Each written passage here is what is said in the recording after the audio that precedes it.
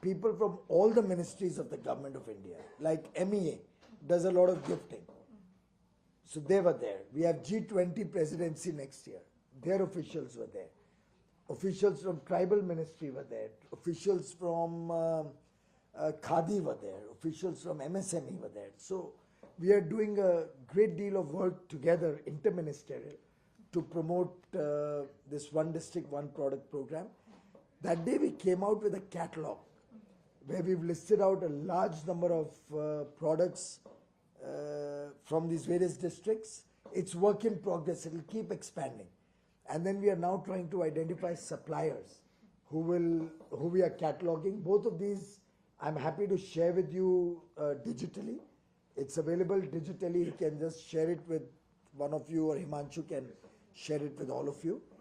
And look at some of those products. They're just beautiful beyond imagination. Very affordable. And you know who's our brand ambassador? Prime Minister Modi himself. Because everywhere around the world, when there's an opportunity, or if he's traveling and, you know, there's a customary gift exchange, or when world leaders come to India, Prime Minister Modi, Dr. Jaishankar, Nirmala ji, those of us who have to interact with world leaders, all the gifts that are exchanged are always ODOP products. And that's what we have decided in the government. That gives a recognition for those products internationally. And we try to write the history of the product, because that adds value. And good design and packaging, of course, can multiply the value manifold. So we are trying to get the Institute of Packaging, Indian Institute of Packaging, Indian Institute of Design engaged also, National Institute of Fashion Technology, NIFT. All these institutes we are putting together in partnership mode with these One District, One Product plans. So do you see any synergies between One District, One and ONDC? Because, I mean... Naturally. So what we are doing, for example, is we are encouraging as many of these product manufacturers or suppliers to come onto the government e-marketplace, GEM. And GEM will catalog their products and get them onboarded free of charge. So all government procurement can, of course, start using it. Cooperatives can start using these products.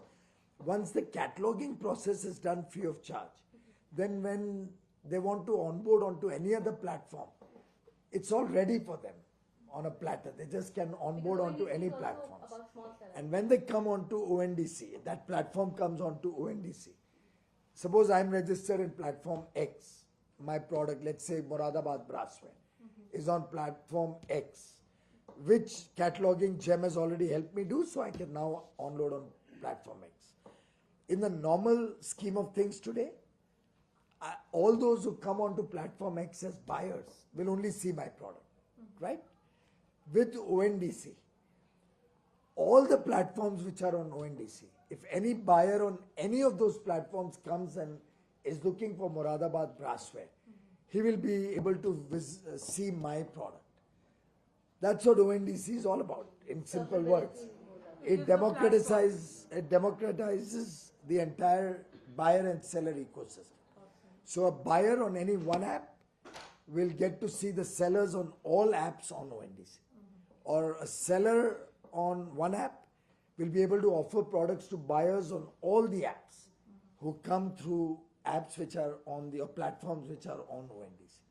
So it's going to be a game-changing thing. It will change e-commerce across the world. Wow. Mark my words. Wow. So sir, this is Ruchika Sharma from Sakshi TV. My question to you is, when you talk about India, the real India is in villages and small districts and small towns, wherein we see a lot of creative women making creative products. Like when you talk about One District, One Product, it should be one village, one product, or maybe One District, One Product. But how do we get those women out of their comfort zone? They are very creative, but they do not know any entrepreneurship or any business ideas. Which is exactly what I just explained. A, we are going to have the district officials and district teams reach out to them. We're going to have Institute of Design, Packaging, Fashion Technology, help them in creating better products or standardize the products, better quality products, packaging them better. We're going to look at GEM, helping them catalog their products. It's a work in progress. It can't be done overnight. There are thousands of products in the 750 or 740 odd villages, districts all across the country. Need not be literally one district, one product. So there could be a district which may have 2 or 3 unique products. While the program is one district, one product, we recognize that some districts may have more than one really fascinating offering to give. So Indian School of Business in India, in collaboration with Goldman Sachs, is giving training to such entrepreneurship women from different parts of India, especially coming from the villages. So is Government of India planning such training program to upgrade the women in their skills? Well, it's a continuous process. It'll have to be done by the district officials at the state level, at the district level. Government of India can play a supportive role, but obviously Government of India does not have a reach into every village or every district. The way the federal structure works is that the central government works through the state governments and then through the district. My last question to Just you a is, minute. Madam, others are also. There are 2 people. Joyita, you have a question? So how soon do we see the final launch of ONDC? It has been limited. Well, the beta testing is currently going on. This month we are looking at opening it to the public in 1 or 2 cities, and we'll like to, I want to make sure that when we come up for a public launch, it's well tried and tested, has sufficient capacity to handle large volumes, and the products are sanitized, the platforms are sanitized who come on to ONDC. So I don't think we should rush into things. We'd rather make a very good offering to the people at large. Sir, one question. You met, venture capitalists and other, funds on startup. So, what are the key takeaways from those meetings and anything that you are planning to implement? Well, as I mentioned earlier, one of the key takeaways is the Bay Area is very bullish on India. They're very excited about the potential that India and Indians and Indian startups and Indian businesses have to offer. Very excited about the talent available in India. They see huge potential in the large market that India is, 1.3 billion aspirational Indians. I think there will obviously be areas which have been flagged off to me also, which we will look at addressing. For example, the direct selling community had a suggestion which we've already activated back home in India. We'll try to quickly resolve that. There were suggestions around mentorship. We've launched a Setu program where we are looking at supporting entrepreneurs through transformation and upskilling initiatives. We are also looking at a program that the Startup Advisory Council had initiated in India, in which mentorship is being initiated particularly in tier 2, tier 3 and tier 4 towns and smaller areas, remoter areas. A lot of good suggestions have been brought to the table. A few ideas for us to mull over and further work on ease of doing business. Sir, last question from Veena. Just one second. Your dad was so earlier today you had an engagement with Jay Chaudhary where you talked about cybersecurity. What were his initiatives that he suggested, in terms and what sectors in India is he looking at, and what were the discussions? Well, each of the meetings here has been amazing in terms of the depth and breadth of work that our Indian entrepreneurs are doing. And Mr. Chaudhary's company, Zscaler, has done some commendable work on cybersecurity. Clearly, the world is grappling with serious concerns around cybersecurity. During the course of this visit, I've met at least 3 very, very enterprising companies who are providing solutions on cybersecurity. Jay has also offered to support any efforts that we may want to do in India to have a greater understanding of the threats that cybercrime or cyber attacks can potentially have on government and government systems. I do take back a message, while of course Government of India, the MeitY, the Ministry of Electronics and Information Technology, and the National Security Advisor, all of them have been working to see what needs to be done on cyber security. I think creating partnerships with companies in the Bay Area will actually help us get there faster. So I'm very excited about some of the offers that I've received from the Bay Area entrepreneurs and technology companies, which will help us back home in India. So So your father semiconductors and chips were on your priority list.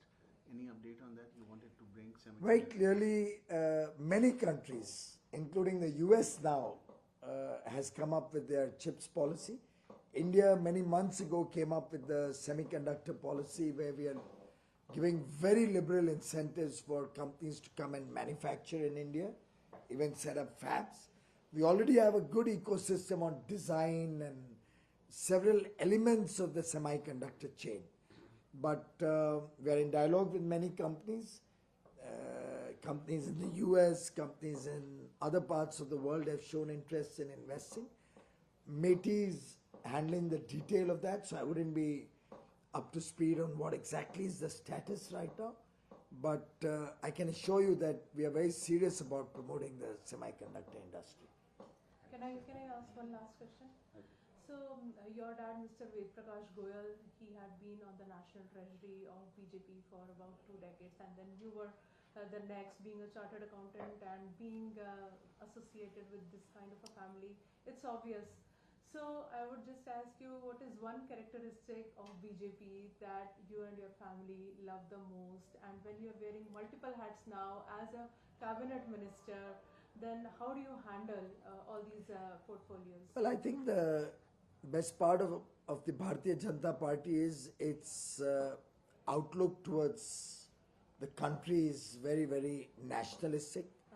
It's India first, the party next, and the self the last. And the ideology of the party is very, very pro-people. We believe that the last man at the bottom of the pyramid has the first right on the nation's resources. The concept of Antyodaya or integral humanism articulated by Deendayal Upadhyay. We believe the unity and integrity of the country is paramount and are willing to go to any extent to ensure that India provides for all without discrimination, free and fair opportunity to every citizen of the country to prosper. And I think it's an ideology that excited me from my childhood, which is why I joined the party. What also is important to note is that this party recognizes merit. For example, we are very much against dynastic politics.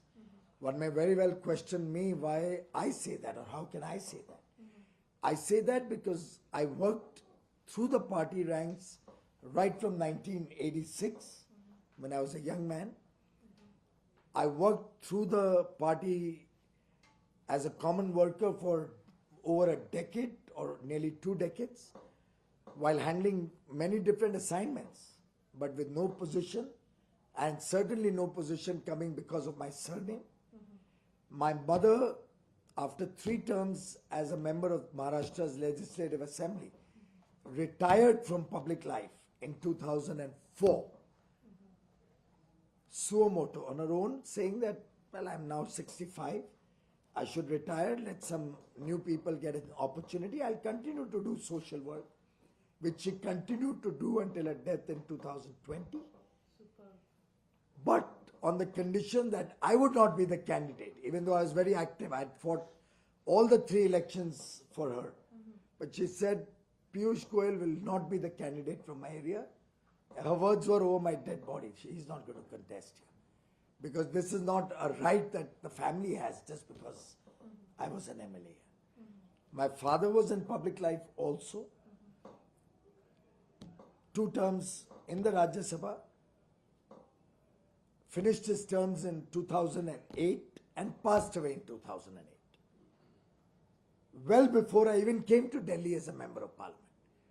I came to Delhi in 2010 as an MP.